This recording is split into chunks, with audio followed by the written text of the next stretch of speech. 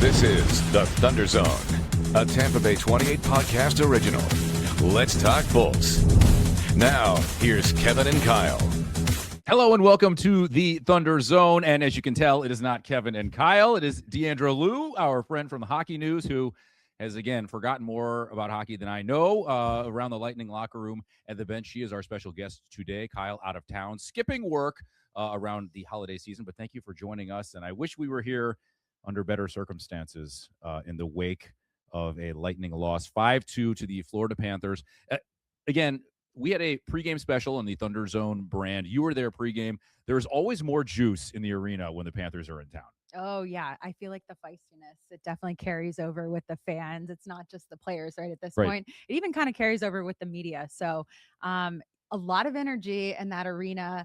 Was definitely expecting a different result, especially based on what we saw in the first meeting this season. Yeah, and right off the bat, I mean, first period, first 3 minutes, bang, bang, you're down 2. And I don't care. In every sport, every coach, every player, especially hockey, when you dig yourself an early hole, it seems like especially at home, you're like, what? And then, I mean, again, I think Braden Point said there was a lot of hockey to be played after the second goal. But when you get in a hole like that against a team with the firepower of Florida, it's rough skating. Yeah, I mean, they you can tell Florida they took, that first game, that first meeting, they took it personal, right? Yeah. They showed up in Tampa, they were ready to play, right from the start. And I think the Lightning, they're coming off a road trip, obviously. Yep. I'm not going to say that fully plays into it, but that was their first game back at home, so maybe they weren't expecting it to start like that. I'm not sure, but it was quick. And, after that, it's hard because you're playing catch up. You're just chasing the game. And into the third period, a 4-0 lead. They cut the lead in half, but you never really felt like the Bulls were really going to come back and threaten to win. Braden Point after the game saying you really changed the way you play when you dig yourself in an early hole against a really talented team. Well, you're just playing catch up the whole time. And obviously the shorty hurt and then pretty much too shorthanded. Hurt, and we were trying to play catch up the whole time, and they did a good job not giving us much. Do you fall victim to changing the way you're playing because, again, you're just trying to come back? I think so. I think tonight we were trying to force things, and maybe that's why they extended the lead. We were giving them too many chances, and I think if we stick with our game, we have a chance to come back. But I think tonight maybe we were forcing things. You took the words out of your mouth. Yeah, that was actually what I was about to say.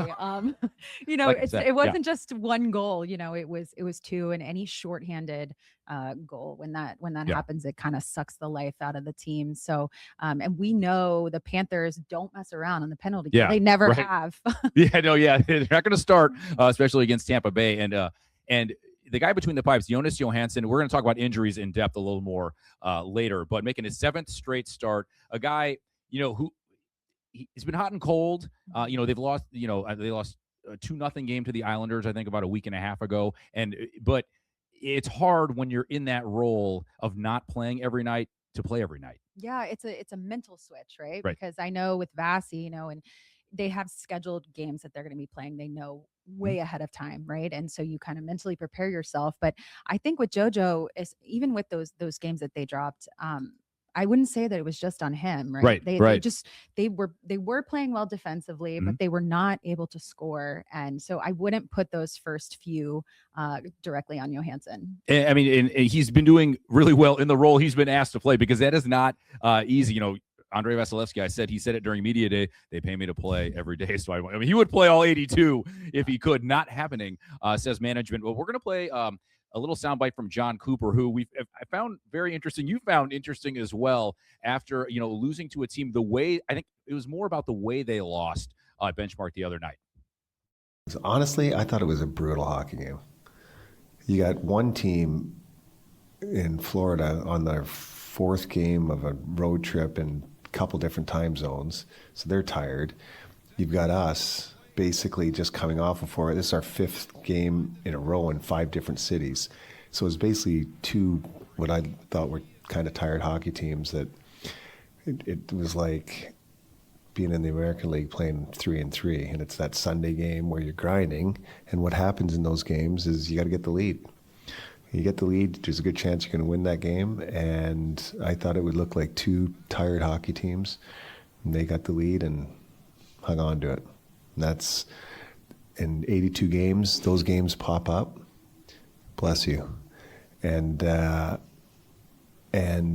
they happen, and you got to take advantage of them. Bless you. This is your account, because it was very strange. He didn't say, I thought it would look like two hockey teams, and it did. It looked like there was one that just had their foot on the gas from jump and one that didn't. Yeah, I mean, I have to respectfully. Right. I mean, I didn't get what I thought he was going to bring it back around to say, Yeah. but we were the more tired, or it looked like we didn't have our legs. But he didn't say that, and I thought that was curious. Yeah, I will say, I think this was the first game probably that we noticed that the injuries, like the Right. Lightning definitely could have used Victor Hedman and Ryan McDonagh in this game. And Yes. you can kind of see, especially the experience that they bring. And also Vasilevsky, this would be a game that he would have been scheduled to play. And I think that would have made a difference, right? Yeah. So I think that we could say that. I did see some of the Panthers say it was a really tough game. It was a brutal win for them to get. And so I think maybe you could say maybe they, even if they were tired, they definitely pushed through from start to finish. You mentioned people, filling holes on defense. Max Crozier, his first NHL goal. I wish it could come under better circumstances. But like you said, when you're missing for weeks now in combination, Ryan McDonagh, who's been back on the ice at practice and in morning skate, Victor Hedman, the captain, Eric Chernak. I mean, those things pile up. Yeah, and Eric Chernak is one that I didn't say earlier, but you could argue that he was one of the best players in the playoffs against the Panthers. Oh, no question. Scored that goal, and he's it's a physical game, right? And that's kind of his style. So they definitely missed him as well. In our rundowns, we put I'm like, oh, Max Crozier first goal, and this is the soundbite that he wishes was probably different after his first career goal. Yeah, it was a really nice pass by Bjorky and good screen by Gens, and that was picked my shot, but it would have been nicer to get the win for sure. Crozier. Yeah, I mean, it was a good pass. Bergstrand got it to me, and that was really good.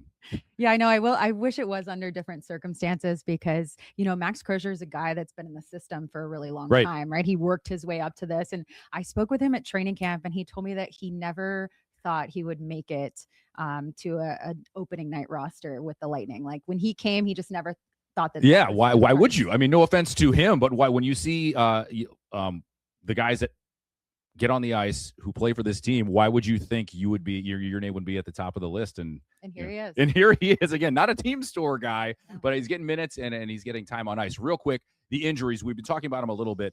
Brandon Hagel took a shot to the upper body. He has an upper body injury. Day to day. Ryan McDonagh, maybe this weekend. Emil Lilleberg, February. The look on John Cooper's face when he was talking about him was not good. Eric Chernak, January. Victor Hedman, elbow surgery, February. I mean, that February. I know Lilleberg is another player, like a really physical guy that you would want against the Panthers. It's a tough year for injuries. I know Coop said the other day that I thought was interesting. He's like, we've looked into everything that could possibly cause this, and a lot of them are just random injuries. So, they've been able to manage, and figure out how to get by with it, and they've done a really good job. I mean, you're still almost they were still in first place after the Panthers game in the division, have dropped now because other teams played when they didn't. But the being where they are now is amazing with those injuries. When they get those guys back, it's like any other sport. It feels almost like you're getting them at the trade deadline when they all come back. And you mentioned Lilleberg, who was one of the only guys to have skated all 32 games before Florida. I believe it was Gensel, Gord, Lilleberg, Bjorkstrand. And so to have only that many is amazing. But more to come. We're gonna have a little merch discussion coming up a little later in the show. You're gonna have to stick around, but Diandra's gonna stick around as well. We're gonna do a little tennis, little fan zone, and a lot more coming up. Stick with us right here, only on the Tampa Bay 28 Thunder Zone. Welcome back to the Tampa Bay 28 Thunder Zone. Loux, Diandra Loux, Thunder Zone on the spot. And we are talking all things Lightning. And one of the bright spots in all the adversity and the injuries, the two guys on the D-line that have really, really stepped up and made a name for themselves and have really carried the Blue Liners this year. Yes, that would be Darren Radish and JJ Moser. Those guys are, like we said, there's a lot of injuries on the D-core. Those guys have stepped up big time. They're both having, probably the best seasons of their careers. Yeah, and it's like, oh wait, well, by the way, and there was no like build up. It's like, all right, guys, get in there and do it, Yeah. and they're doing it. Radish, part of the beautiful bald brotherhood, so I let him slide on this one. But JJ Moser has a love of another sport away from the ice. I have to shout out Tampa Bay 28 Thunder Zone's Dakota Bush and Hillsborough Community College for letting us post up and play a little tennis with our man JJ. All right, JJ, you're from Switzerland. Roger Federer had to be one of your sports heroes growing up. Absolutely. I always wanted to do a bunch of different sports and try everything a little bit. Right. But then one of my good friends, he was playing tennis, so he was like, let's also start playing tennis so we can go on the court for free for both members of the club. We can play for free. So that was the initial idea. So then we both play tennis and we're always playing together on the court for free for hours, doing our own 5-hour French Open imitation. Be honest, how good were you? I was okay.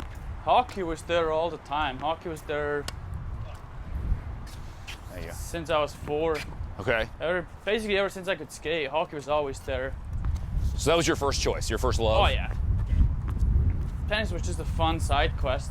JJ's main hustle led him to the NHL, where he was a second-round pick of the Arizona Coyotes in 2021.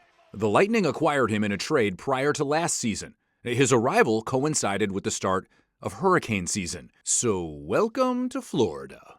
A funny story, because I was renting short term at the time in kind of an apartment hotel, and since the hotel was in an evacuation zone, they basically had us move out. Yeah. And I didn't know what exactly that means, so they just come knock on my door and say, hey, you gotta move out. It's just a fun little welcome to Florida. Okay, fast forward to now. Just what has your experience with the Lightning franchise been like? Nothing but class. I think they're doing such a good job with making everyone feel welcome and accommodating all the needs. So yeah, it has been awesome the time I was here, over a year now. The 25-year-old says he feels fortunate to be led by a head coach like John Cooper. He's a very smart man. He has a very good feeling of what the guys need and how he has to talk to them. And he has a very good feeling for the locker room. And Cooper says the franchise struck gold when they brought JJ aboard. You give some of the names of, the backs of the jerseys of some of the guys that have come through here and play here now. And, at times he just goes about his business and, quietly is a complete, 200-foot defenseman. And he's like an eraser. And every time something breaks down, he erases the mistake. And it's great to have him back there. Moser and tag team partner Darren Radish have anchored a defense that's been ravaged by injury. But Moser says he's just trying to adapt and play his role the best way he can. It's an opportunity. It's a good chance to, grow as a player in your playing, but also in your, I guess, leadership is a right word, or just taking on more responsibilities. Just what do you think of this Lightning fan base? That they're electric, that they're loud. We saw it last time when Vasi made that unreal overtime save, and then 3 seconds later we scored on the other end.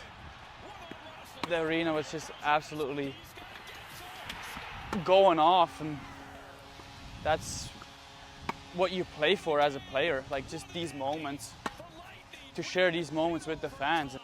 And they're going to have plenty more moments. I feel Darren Radish already has a career high in goals, and JJ, like Coach Cooper said, is an eraser back there. And if they keep up what they're doing, I mean, what coach in the league would say, too many talented defensemen back there?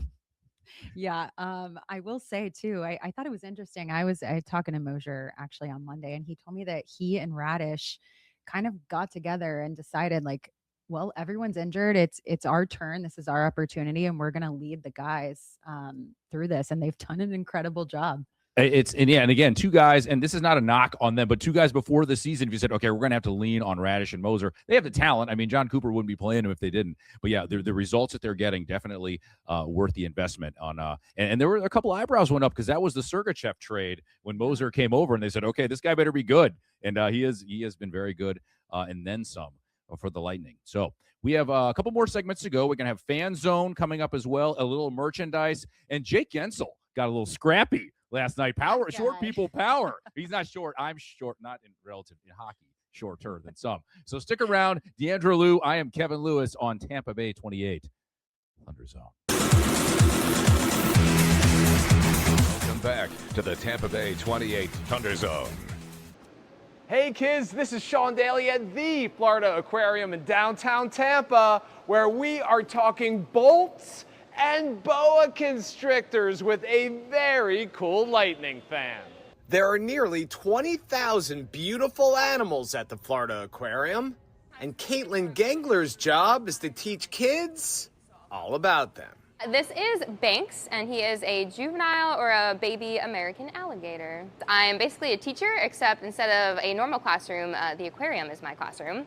So I deal with our field trip groups, our camps, mommy and me classes. The 28-year-old University of Tampa grad is passionate about her critter pals downtown, but you don't have to look far to see signs of her other passion. Yeah, I work right down the street from Benchmark International, so if I'm not working and there's a Lightning game, I can just walk right down the road and attend it. So it's a pretty nice perk of working here. Caitlin and brother Chris grew up in New Jersey. Chris became a Bolts fan first, but Caitlin wasn't far behind. Yeah, when I was home last weekend for Thanksgiving, I stayed in his childhood bedroom, which has Lightning wallpaper in it now. Oh no. Caitlin's best days are when work and hockey collide. Taking a critter to go meet Thunderbug on Thunder Alley.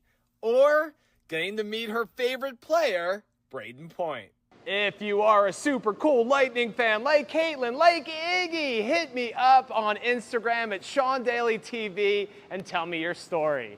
At the Florida Aquarium. I love it here. I am Sean Daly for Tampa Bay 28. Notice how none of the exotic animals got Braden Point. There was no python around him. No, and she was just casually holding an alligator. No. While talking. No, those are dinosaurs sent to kill us all. And no, thank you. Wow. All right, and another cool perk. I mean, that area again. Jeffrey Vinnick, the Lightning ownership group that hold the waterside water Street channel side area, so super cool. So if you have people in town for the holidays, take them to a Lightning game, treat them right. We're going to keep treating you right because there's some merch you can pick up for them that we will show you after the break. It's right over there. Diandra Loux, I'm Kevin Lewis on the Tampa Bay 28 Thunder Zone. Welcome back to the Tampa Bay 28 Thunder Zone. Diandra Loux, Kevin Lewis, Tampa Bay 28 Thunder Zone. As you can see, Stadium Series Mania has taken over the Tampa Bay area. The merchandise drop this week. The Stadium Series jersey for when the Boston Bruins come to town in February. And there's a little tinkering, a little blue, the jersey, the sweater. The one thing I love, the Lightning in the letters and the numbers, the actual bolts in the blue.